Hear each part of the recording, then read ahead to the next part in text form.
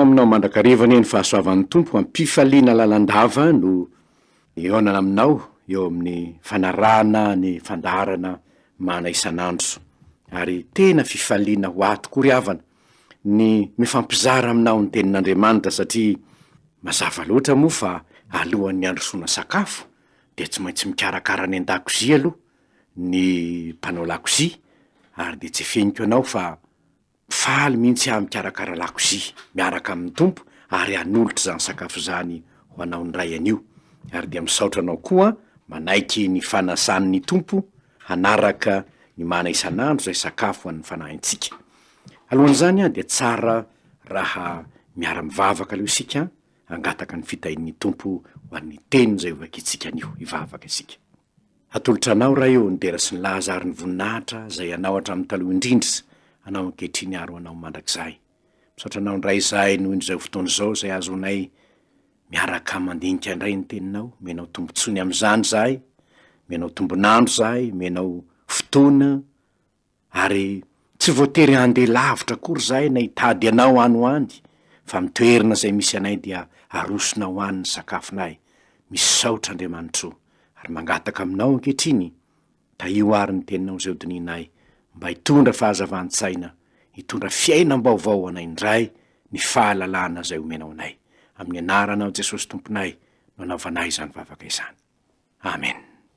Ny Romana toko voalohany andininy 8:20 ka hatramin'ny andininy 2:30 no vakintsika anio. Romana toko voalohany andininy 8:20 ka hatramin'ny andininy 2:30. Vakintsika amin'ny anaran'ny tompo zany. Ny amin'ny faharatsian'ny toetriny jentilisa sy ny mahameloka azy. Fa seho avy any an-danitra ny fahatezeran'Andriamanitra amin'ny faharatsiana rehetra sy ny tsy fahamarinan'ny olona zay misakana ny fahamarinana amin'ny fanaovan-dratsy.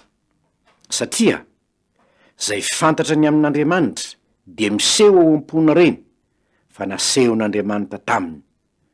Fa ny fomba ny tsy hita dia ny heriny mandrakizay sy ny maha-Andriamanitra azy dia miseho hatramin'ny nanaovana izao tontolo izao, fa fantatra amin'ny zavatra nataony, ka dia tsy manan-kalahatra ireo, fa na dia nahalala an'Andriamanitra aza izy, dia tsy mba nankalaza azy toy izay miendrika ho an'Andriamanitra na nisaotra azy, fa tonga zava-pony izy tamin'ny fisainany ary tonga maizina ny fonodonto, nandoka tena hoendry izy ka tonga dala. Koa ny voninahitr'Andriamanitra tsy mety lo dia nosoloany zavatra tahaka ny endriky ny olona mety lo sy ny vorona sy ny biby manatongotra efatra ary ny zavatra mandady sy mikisaka.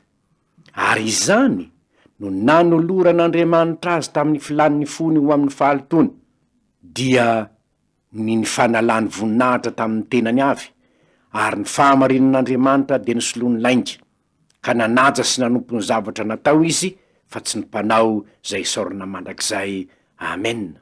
Izany ny nanoloran'Andriamanitra azy ho amin'ny filany ratsy mahavoafady, fa ny vehivavy tao aminy ny nanova ny fanaony ho amin'izay tsy fanao.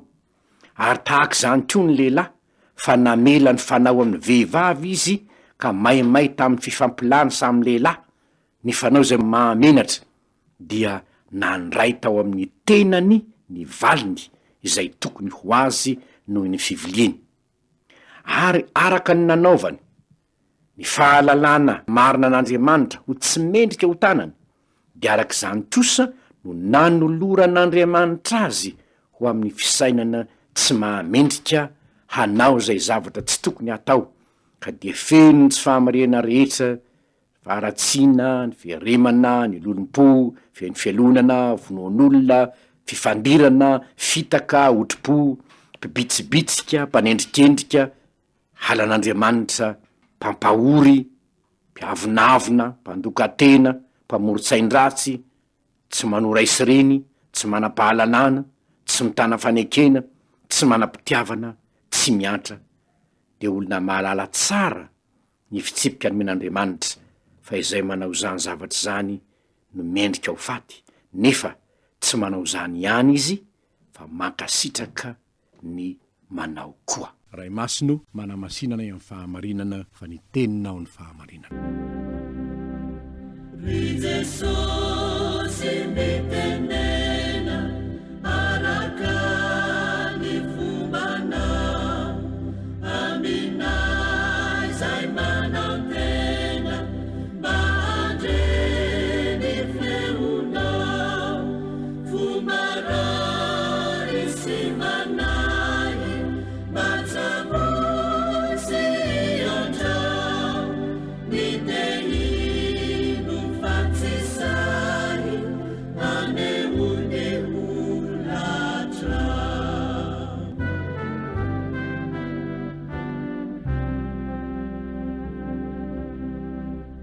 Inona ny fahamarinana ho tsipihitsika am'izay voalaza teto. Zany moa tsy maintsy jerentsika hoe inona marina, inona reo fahamarinana ambara ao reo, satria tian'Andriamanitra ho fantatra zany, matoa nampanoratra zany tamin'ny alalan'ny Paoly apôstôly ny fanahy masina. Zavatra anankiray zay hitantsika aloha, fahamarinana voalohany zay tsipihitsika de ny hoe efa ao nataon'Andriamanitra ao am-pon'ny olona ny fahalalana fa misy izy. Efa nataon'Andriamanitra ao am-pon'ny olona ny fahalalana fa misy izy. Ary porofony zany a dia ny zavatra rehetra zay nataon'Andriamanitra ao am-pon'ny olona. Jerentsika ny tenin'ny nambaran'ny Paoly hoy izy hoe miseho avy any an-danitra ny fahatezerin'Andriamanitra amin'ny faharatsiana rehetra sy ny tsy fahamarinan'ny olona zay misakana ny fanaovan-dratsy, satria zay fantatra ny amin'Andriamanitra dia miseho ao am-pony reny, fa nasehon'Andriamanitra taminy zany. Ao am-pon'ny olona ao dia misy fanekena ny amin'ny hoe misy zany Andriamanitra zany. Raha miady hevitra ny hoe misy ve Andriamanitra sa tsy misy, izany olona miady hevitra ny amin'ny fisinana tsy fisin'Andriamanitra zany anie dia te ady hevitra fotsiny. Fa rehefa tsy misy moa Andriamanitra, inona no hiadika-hevitra ny amin'ny fisiny? Rehefa tsy misy izy de tsy misy e. Kinona ndray moa, inona ny vakiana aloha rehefa tsy misy izy? Ozy ny olona hoe misy n'zao, misy n'zao. Doziny anaka tsy misy rangaha zany. Kinona ary ny vakiana ao ato-do rehefa tsy misy izy? Saingy zao, nahoana no mivaky ato-do sika ny hoe misy n'zao, satria misy izy na de tsy hitan'ny masonao azy. Ny fahitanao fa hoe tsy hitan'ny masonao ny zavatra anankiray, zany akory de tsy tokony hiadina ho hevitra ny amin'ny hoe tsy fisiny. Ohatra fotsiny zao, satria tsy hitan'ny masonao ve ny rivotra de laza ianao fa tsisy ny rivotra. Ny fisin'Andriamanitra de efa nataon'Andriamanitra ao am-pon'ny olona, ary ambonin'zany dia ny fomban'Andriamanitra ny andinin'ny faharoapolo de hitantsika hoe ny zava-boary rehetra de milaza ny fisin'Andriamanitra. Ny Salamo 5:20 dia manambara izany raha teo ny hoe ny lanitra mitory ny voninahitr'Andriamanitra, ary ny abakabaka manambara ny herin'Andriamanitra, manambara ny asan'ny tanany. Ny andro samy miteny amin'ny andro mandimby azy. Tsy hitantsika anie zany hoe tenin'ny andro mandimby azy zany. Ny alina samy manolo-pahalalana amin'ny alina mandimby azy. Tsy misy tenina fiteny anefa, tsy reza ifeony. Zany hoe ny zava-boary rehetra zay hitanao de manambara ny fisin'Andriamanitra. Zao ny filazany hoe efa mivoaka ho any amin'ny tany rehetra ny famolaina izy, ary ny teniny de miatra amin'ny faran'izao rehetra zao. Tranolay ho an'ny masoandro nataony teo aminy. Ny masoandro de tahaka ny mpapakabady mivoaka avy ao an-trano fandriny, sady mifaly tahaka ny lehilahy matanjaka miazakazaka amin'ny alehany izy. Any amin'ny faravodilanitra ny fiposahany, ny alehany hatramin'ny farany koa, ka tsy misy takona amin'ny hafanany. Zany hoe zava-boary rehetra de mitory fa misy Andriamanitra. Ary ny malagasy de fa manaiky fa ny hoe ny adala ny manao hoe tsy misy Andriamanitra.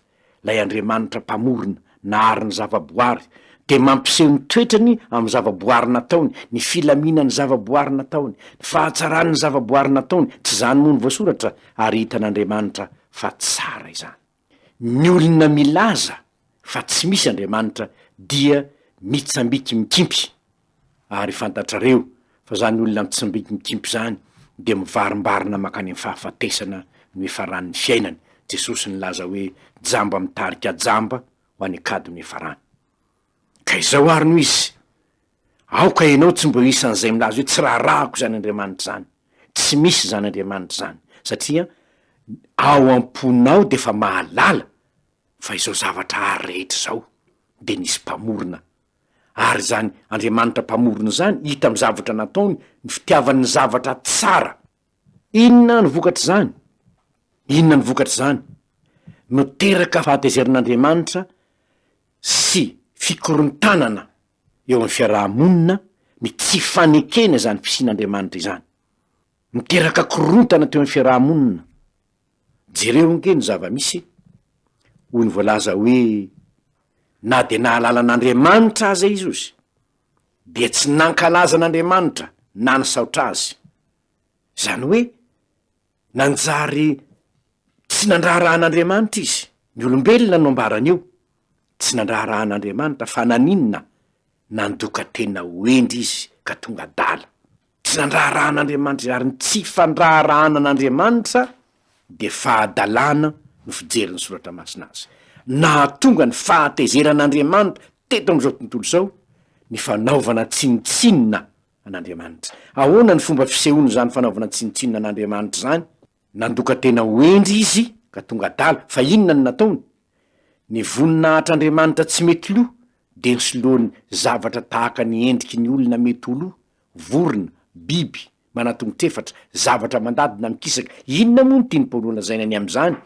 Ny fanompoan-tsampy, reo sampy isan-karazany zay natsangan'ny olona, de renindray no nivavahany. Reny ny vavahany sy nataon'Andriamanitra, ary moa tsy zany ve ny zavatra misy na de hatram'izao tsika miteny zao azy, mbola misy anie zany, efa nisy hatram'izay zany, ny fanompoan-tsampy. Ary Andriamanitra matoa ny laza hoe aza manan'Andriamanitra hafa fa izaho ihany, aza manao sarin-javatra voasokotra ho anao. De satria zany ininy nataon'ny olona e, zany nataon'ny jentilisa, zany nataon'ny kananita, ary mbola izany nataon'ny olona mandrak'androany. Na eto Madagasikara azy mbola be de be mikohoka amin'ny sampy, amin'ny vato, amin'ny loharano, amin'ny razana etsetraetsetra. Mahatonga ny fahatezeran'Andriamanitra izany. Aseho avy any an-danitra ny fahatezeran'Andriamanitra noho izany. Mahatonga fahatezeran'Andriamanitra ny fanompoan-tsampy. Na eken'ny olona zany na tsy eken'ny olona, izany no hitantsika eto. Ny fanompoan-tsampy de mahatonga ny fahatezeran'Andriamanitra. Ny anankiray koa de zao, ny zavatra anankiray fanompoan-tsampy iny aloha de fanaovana tsinitsinina an'Andriamanitra zany ka mahatonga ny fahatezerany. Fa eto koa de misy zavatra anankiray koa zay ataony hoe manjary natolotr'Andriamanitra ho amin'ny filan'ny fony izy. Zany hoe navelan'Andriamanitra zay tiany ataon'olona. Rehefa ny olona no ny safidy handeha hanompo sampy, rehefa ny olona no ny safidy hanohitra an'Andriamanitra, de ny zavatra hitantsika de ny hoe mandana re, ka ho hitanareo mandano, de ho hitanareo. Nefa fahatezerany zany. Andriamanitra matony teny hoe mandehana makany Giligiala ka manontà, de fa tsy azo ny tenenina ntsony tahaky ny zanakao. Rehefa narinao ny zanakao tsy mety, bon, ndao ary, ataovy zay tianao atao, de ho hitanao ny vokatra zany. Izany ny tenin'Andriamanitra. Ny malagasy ve aza ny lohasaha mangina ny jerena fa Andriamanitra ho tapon'ny loha, manam-porofo ny fononan'Andriamanitra anie zany, manam-porofo ny fanekenan'Andriamanitra anie zany. Kanefa moa ve nanaja an'Andriamanitra araka ny tokony ho izy na de ny jiosy aza? Ny jentilisa moa de efa niavonavona ny fono izy, nandoka tena hoendry izy ka tonga dala. Fa inona ny nataony? Nanao sampy izy. Miariary amintsika zany le havana fa ny fanompoan-tsampy averiko indray de fa halan'Andriamanitra. Ary eto de tiana marika, misy teny miverina intelo amin'ny andininy fa 4 ny andininy fa 4 ary ny andininy fa 8. Zao zany, ary izany no nanoloran'Andriamanitra azy. Zany hoe rehefa tsy ny haino ny feon'ny fieritreretany ny amin'ny fisin'Andriamanitra sy ny tokony andehanany amin'ny marina ny olona, de natolotr'Andriamanitra am'izao fahavetavetana sy faharatsiny isan-karazany zao, ary izany no porofo ny fahatezeran'Andriamanitra na velany handeha amin'ny sitrapony ny olona, ary ny vokatra zany de ho hitantsika fa nanjary nitondra fikorotanana teo amin'ny fiarahamonina. Fa misy fahamarinana anankiray zay hitako eto ihany koa nanaitra, de zao, hay ve ty fiainana amin'ny fahavetavetana ty ambara amin'ny teny frantsay hoe homosexualité, fahavetavetana ara-pitondran-tena, ny vehivavy mifampilasa amin'ny vehivavy, ny lehilahy mifampilasa amin'ny lehilahy. Hay ve zavatra efa nisy hatramin'ny ela izy io e?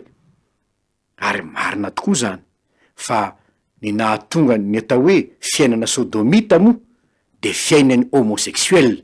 Tadiditsika angamba fa nivory ny lehilahy tao an-tanàna tao Sodoma sy Gomora, avoato ireo vahiny aminao reo lota ozy ahalalana azy, tiano vetavetaina reo lehilahy reo, de ozy izy lota hoe ao reny zanako vavy virjina anankiroa ao fa aza maninona andreo olona reo nareo reo vahiniko reo e, fa ngareo nety.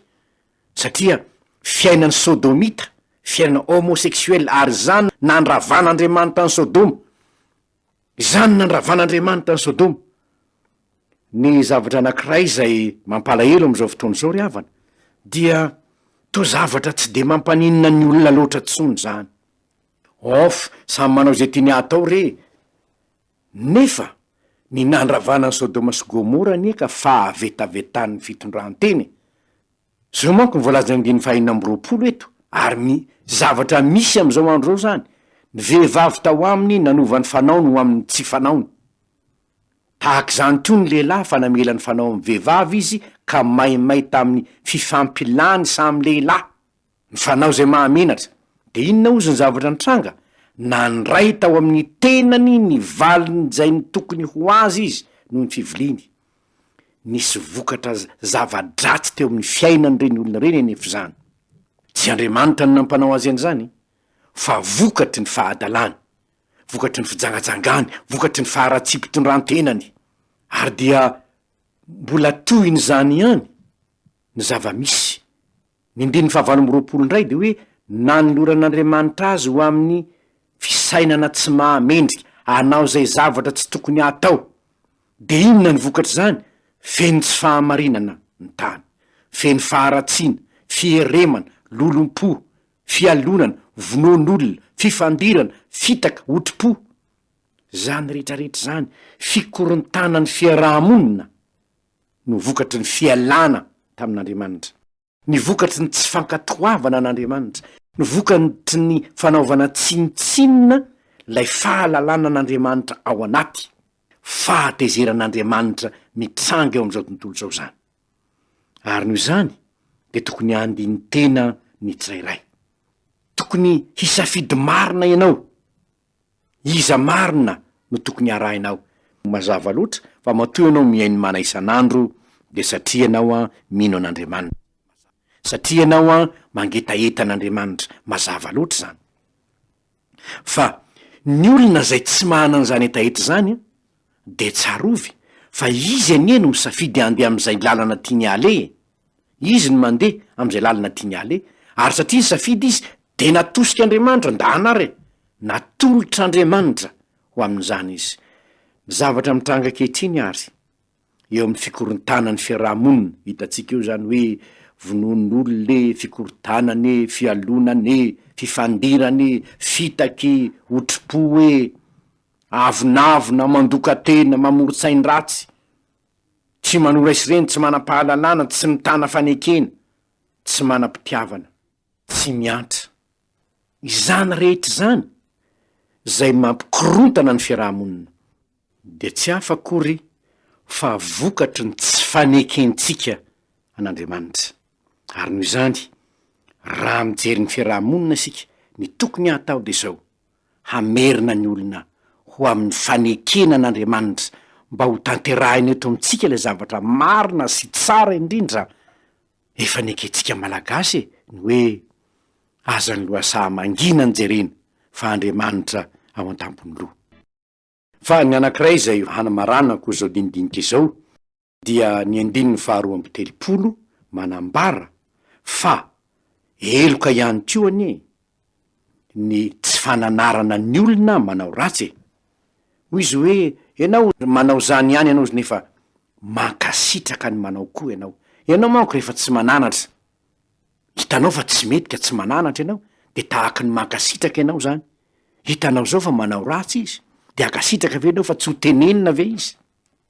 Efa hita zao fa tsy mety anie zany. Angamba misy ihany olona na hoe eko ataoko ahoana moa ny teny azoko, izy ve manana ny sitrapony? Eny, manana ny sitrapony izy, fa anjaranao ny manambara ny tsy fetezany zany ataon'izany. Ary zany nataon'Andriamanitra hilaza tamin'ny Isaia mpaminany hoe ezaho ny antsonao fa aza atao malemy, ka ambarao ny oloko ny fahotany. Isaia 8:1. Ao amin'ny Isaia 2:20 de mbola misy voasoratra ihany hoe tsy angina aho noho ny amziona, ary tsy tsaha miteny aho noho ny am Jerosalema, mandra-poposaky ny fahamarinany tahaka ny famirapiratry ny mazava, ary ny famonjena azy tahaka ny fanily mirehitra. Inona moa ny dikan'izany? Dikan'izany de zao: tsy maintsy mananatra, tsy maintsy mananatra isika. Angamba misy olona ihany ilaza zany hoe satria raha vo manazava ka misy mikasika ny sampy ano any averiky foany zany de angamba oziny hoe le rangahy io ve de fa ahoana loatra e, raha mbola misy mpanompo sampy eto Madagasikara ry havana de mbola ho azy anie zany ianao tsy mpanompo sampy anie tsy anao tsony anie zany fa izy mpanompo sampy de tsy maintsy mananatra azy tsika na ialy izy na tsy ialy izy adidintsika zany. Ary zany indrindra na tonga an' Jehova iteny ampiteny any Ezekiela zao ny tenin'i Jehova tamin'ny Ezekiela manambarany amin'izany. Ezekiela 3:telopolo ka ny 10:10. Ary anao ry zanak'olona, mitenena amin'ny taranak'Israely hoe, izao ny fiteninareo eto aminay ny fahadisoanay sy ny fahotanay, ka mialevina amin'izany zahay, nahoana ny mbola velona zahay, lazao aminy hoe raha velona koa ho Jehova Tompo, de tsy sitrako ny hahafatesany ratsy fanahy fa nialany amin'ny lalan'ny ratsiny mba ho velona izy. Mialà amin'ny lalan'ny ratsinareo, fa nahoana moa ny teo faty ianareo ry taranak'Israely? Inona ny dikan'izany? Rehefa manota le olona, anjaratsika ny mananatra azy. Raha tsy manao zany manko sika, dia tonga amin'le lazain'ny Ntaolo hoe mijery arinantava, ary tsy vitan'izany fa rambarinantava moa ka aninona fa fahaverezana mandrakizay anie no miandro ny mpanota mizotra amin'ny lalana izorany isan'andro io e. Ary noho izany de tompona niraikitra isika, indrindra isika kristianina, tsy maintsy miteny isika na iaino izy na tsy iaino izy. Reo ndray ary havana no afatra avy amin'ny tenin'Andriamanitra ny menantsika androany. Ary noho izany ny voalohany indrindra de izao ny hoe efa ompon'ny olona mihitsy ny fahamarinana ny fisin'Andriamanitra. Ary noho izany tsy tokony hanao tsinotsinony zany fisin'Andriamanitra zany ny olona, fa tokony hitodika amin'Andriamanitra amin'ny zavatra rehetra, tokony hiankina amin'Andriamanitra, tsy avonavonam-po ka hiala amin'ny ratsy fanao. Tokony izany no ataon'ny olona. Ary faharoa manarak'izany, isika kristianina, na iaino ny olona na tsy iaino ny olona, rehefa fantatrao fa manota izy, anjaratsika ny teny azy, ny mananatra azy. Miaino izy mo tsara, tsy miaino izy afaka didisika. Enganery havana ka isika rehetra samy ahatsiaro ndraiky tsika avy de ny amin'izay fitaomana ny olona hanatona an'Andriamanitra izay, satria ny fankasitrahanao zany hoe ny tsy fananaranao ny mpanao ratsy de tahaka ny fankasitrahana azy ihany zany, ary manjary heloka eo anatrehan'Andriamanitra. Ko enganie tsy hoelohina ny am'izany ianao, satria hananatra ny mpanota ianao mba hialany amin'ny lalan'ny ratsiny mba ho velona izy. Ivavaka isika. Andriamanitra misaotra anao zahay no ny teny menao anay androany indray, mampahatsiaro anay fa manjary mitarika fahateseran'Andriamanitra ny fitoeranay amin'ny fanaovany ratsy. Mangataka anao zahay, aza vela hijanona amin'ny fahavetavetana Tompo, aza vela hijanona amin'ny fahotany zahay, fa ongoty hiala avy ao zahay, sotony hiala tao zahay, manaiky zahay Tompo, manaiky zahay. Ary raha misy mbola tsy manaiky zay rehetra mandreza ho afatra ao zao, anio izy de ho resenao lahatra hoe anio anie no androm-pamonjenanao e. Mangataka zany zahay amin'ny anaranao Jesosy Tompo. Amen.